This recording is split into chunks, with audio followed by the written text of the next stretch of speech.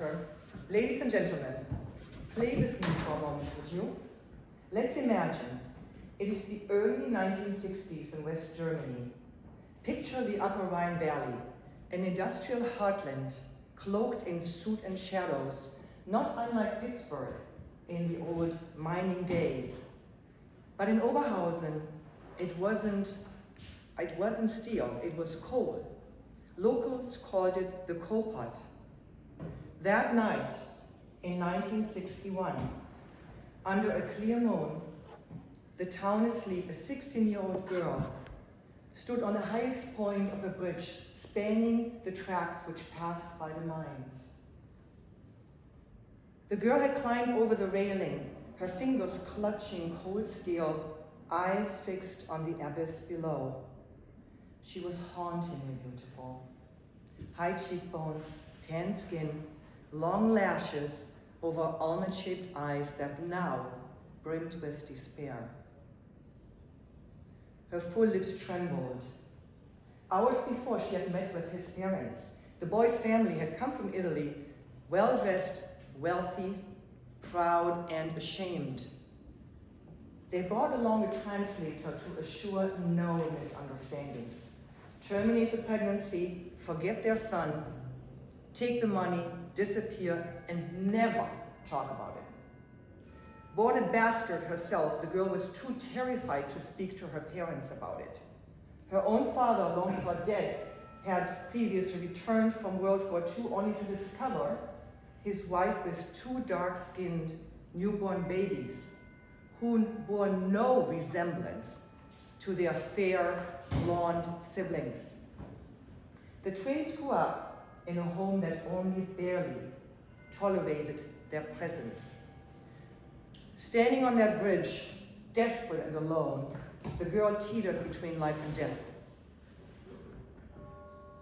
She never remembered how she got home that night. She swore an angel came to her, whispered that she must have this child. She named me Gabriele, after the archangel of communication, the one who delivers messages of hope. In March of 1962, a 17-year-old girl gave birth to me in a home that did not want either one of us. A child raising a child, both unwanted. 2 years later, she married a truck driver who was kind enough to take us in. But he was often gone, and his mother, the quintessential disapproving mother-in-law, made her disapproval known. Oh yes, she did. She was very provocative. But that's another story. We all have our stories. But what mattered to my mother was that she had given up everything for me. Her dreams, her youth, her freedom. And so she poured herself into shaping mine. I was to become everything she never could. A woman with an education, independence, and power.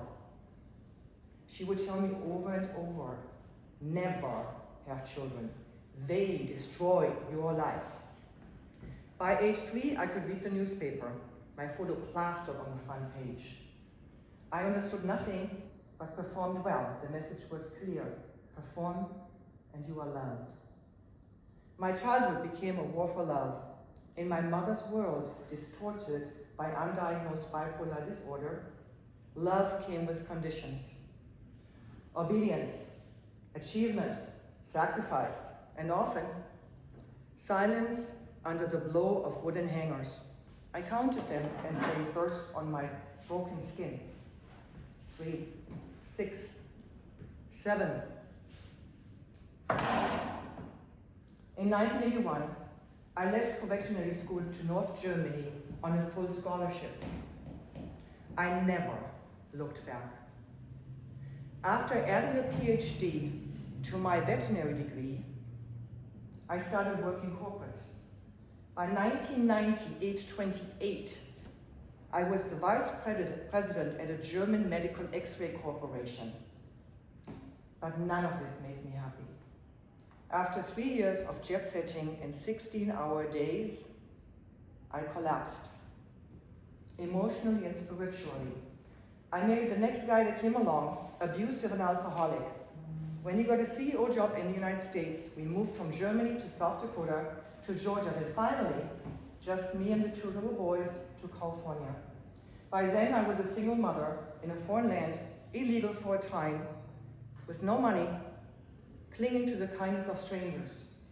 Yet, I decided we would stay. And we did. In 2012, we became a US citizen. True to my mother's curse, I became a business owner, financially independent and struggling. It was very hard, and I knew it was still not enough. I had to end that chain, the generational grip of pain and abuse. I did not want my boys to inherit that legacy of abuse and codependency. I underwent a deep transformation, a complete emotional reset. It allowed me to forgive my mother, the father of my children, and myself. I now believe we are souls who choose this life to grow. Before birth, we make a sacred agreement. One we forget the instant we arrive. Every person we meet plays a part in our journey. They are mirrors, messengers, and mentors, especially the ones who hurt us. So yes, we all have our stories. And no, they don't matter. They don't, unless we choose to give them meaning so others can find healing in our pain. What brought me to Toastmasters is the desire for personal growth, and so that I can listen to your stories.